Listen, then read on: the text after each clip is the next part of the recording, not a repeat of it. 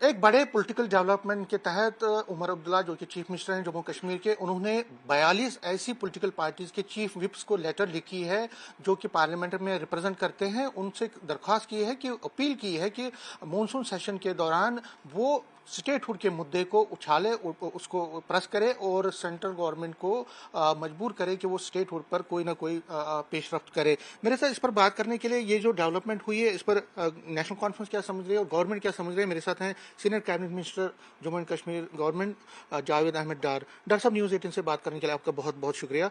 Chief minister ने कल शाम को एक लेटर लिखी है सभी जो चीफ विप्स हैं पार्लियामेंट में जो रिप्रेजेंट करते हैं 42 की 42 पॉलिटिकल पार्टीज के, उनसे दरखास्त की है, अपील की है कि वो इस मुद्दे को उठाए स्टेटहुड के, क्योंकि ये हमारा कॉन्स्टिट्यूशनल राइट है और उसके बगैर कोई चारा नहीं है। आप इस डेवलपमेंट को किस तरह लेते हैं?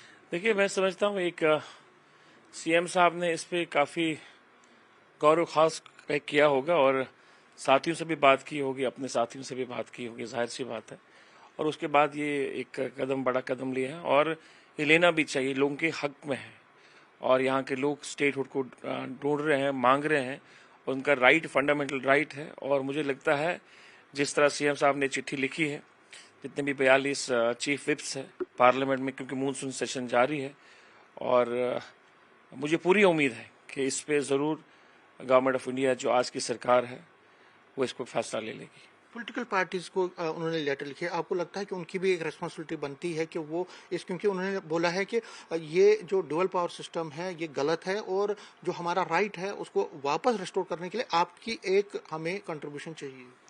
नहीं, जैसे पहले ही कहा कि एक फंडामेंटल राइट हमारा है, और इसके लिए ऑलरेडी होम मिनिस्टर साहब ने या प्राइम मिनिस्टर साहब ने हमेशा पार्लियामेंट में कहा है कि वक्त आने पर हम लोग स्टेटहुड देंगे।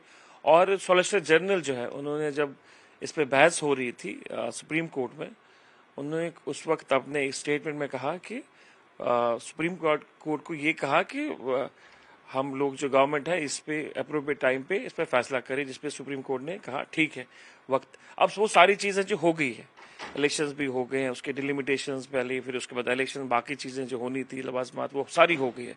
मुझे लगता है ये राइट वक्त है, पार्लियामेंट सेशन चालू है, जारी है इस वक्त। इस सेशन में मुझे लगता है भारत सरकार को ये फैसला करना चाहिए लोगों के हक में। आपने कहा, और देखिए ये उस टाइम उन्होंने लेटर लिखी है कि जब 8 अगस्त से अब सुप्रीम कोर्ट में इसकी सुनवाई भी शुरू होगी।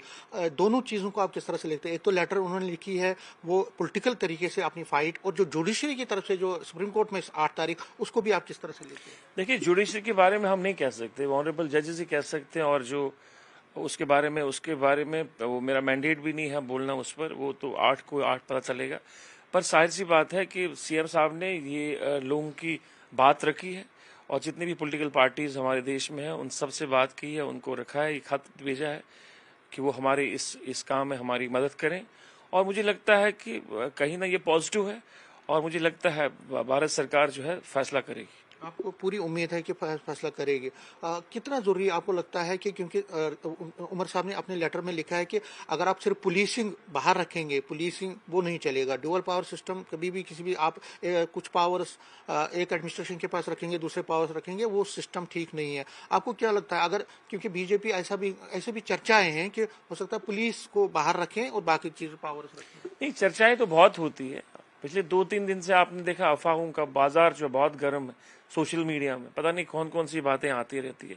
हम अफवाहों पे यकीन नहीं रखते हैं। हमारा ये मानना है कि स्टेटहुड यहाँ के लोगों का हक है, और फुल स्टेटहुड अलॉन्ग विद कार्डर। इसमें पुलिस की बात नहीं। जब आपको स्टेटहुड देना है तो it should be along with the कार्डर। सारी चीज़ें जैसे पहले 5 अगस्त 2019 से पहले का स्टेट है, वैसे हमें आज भी वैसा ही चाहिए। और मुझे लगता है कि गुड सेंस शुड प्रिवेल, और ये हमारी जो डिमांड है ये पूरी होनी चाहिए। अब ये कहते हो लास्ट में, क्योंकि आपने स्टेटहुड की बात की तो बहुत सारे चुनाव अभी पेंडिंग है, जैसे पंचायत के पोल्स चुनाव, और कल भी एक अफवाह गिरी थी कि पंचायत के पोल, तो पंचायत पोल्स के लिए आप क्या करने जा रहे हैं, कब तक हो सकते हैं, और जो ये अफवाहबाजी है उस पर क्या करें? अफवाहबाजी तो अफवाहबाजी है। कल भी किसी ने एक सोशल मीडिया में एक फेक नोटिफिकेशन जारी की है, बाद में उसको डिपार्टमेंट को रिपोर्ट करना पड़ता है, वो फेक है। और ये जो नोटिफिकेशन है स्टेट इलेक्शन कमीशन करता है। अभी स्टेट इलेक्शन की नियुक्ति नहीं हुई है, मतलब अभी हाँ अपॉइंटमेंट जो होनी थी वो अभी नहीं हुई है। हालांकि काउंसिल ऑफ मिनिस्टर्स में स्टेट इलेक्शन कमीशन का जो एज लिमिट है वो बढ़ाकर 70 कर दिया, 65 से 70 कर दिया। पर उसके लिए कमेटी बनी है, जो रिऑर्डिनेंस एक्ट में कमेटी बनी है, उसमें कमेटी को फैसला करना, सीएम साहब है, मिनिस्टर ऑफ आरडीडी, एलओपी है, फिर ऑनरेबल चीफ मिनिस्टर को, एक मिनिस्टर को नॉमिनेट भी करना है। वो एक कमेटी बनेगी, वो फैसला करेगी स्टेट इलेक्शन कमीशन पर। तो और बाकी जो बैकवर्ड क्लास की जो कमीशन है, उनकी रिकमेंडेशंस है, वो भी अभी पेंडिंग है। तो लगता है ये सब जब चीज़ें हो जाएंगी उसके बाद ही जो इलेक्शन है उस पर कोई बात की जाएगी। जावेद साहब, क्योंकि आप एक आखिरी सवाल है मेरा, क्योंकि आप बहुत ही तजुर्बेकार सियासतदान हैं, पढ़े लिखे भी हैं। बीजेपी और बाकी पार्टीज हैं वो लगातार ये कह रही हैं कि देखिए साहब, पिछले 10 महीने से कुछ नहीं हुआ है और ये बहानेबाजी कर रहे हैं कि पावर्स नहीं है। उनको आप क्या जवाब देंगे? सीधा सा सवाल। देखिए, बीजेपी, क्या बताऊं मैं आपको, आप पीडीपी भी है। पीडीपी बीजेपी हमारी मुखालिफ पार्टियां हैं। इनको पॉलिटिकली जिंदा रहना, तो निशाने पर नेशनल कॉन्फ्रेंस। अब मुझे बता, अगर काम नहीं होते होंगे तो इतने सारी जो भीड़ हमारे पास आती है, एमएलएज आते हैं, इनके एमएलएज आते हैं, चाहे वो पीडीपी के 2-3 एमएलएज वो आते हैं, बीजेपी के एमएलएज आते हैं।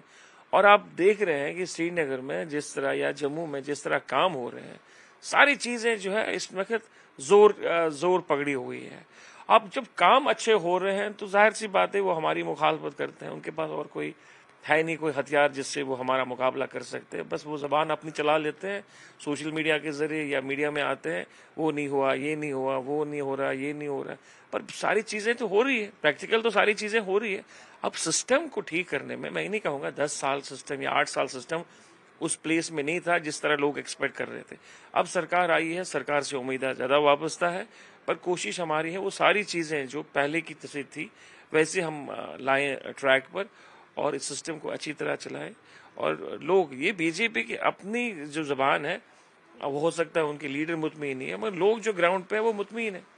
वो मैंने न्यूज़ 18 से बात करने के लिए शुक्रिया। कैमरामैन साहिबा के साथ में समीर भट्ट, न्यूज़ 18 जम्मू।